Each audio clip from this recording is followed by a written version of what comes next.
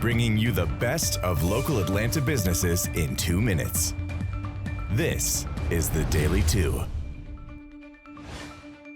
Hi, and welcome to the Daily 2. We all love online shopping, but when it comes to certain products and services, sometimes you really need to see it in person. Back with us today are Ted and Jonathan with Infinity from Marvin by North Georgia Replacement Windows. Welcome back. You guys have some exciting news to share for anybody looking to replace their windows or their doors. Yes, we were blessed to move into a bigger, better location.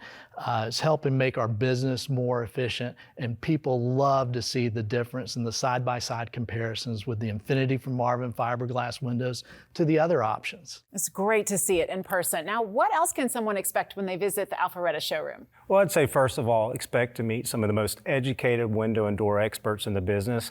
Our people really make a big difference. And we have so many window and door styles on display, so you can see the difference in quality for yourself.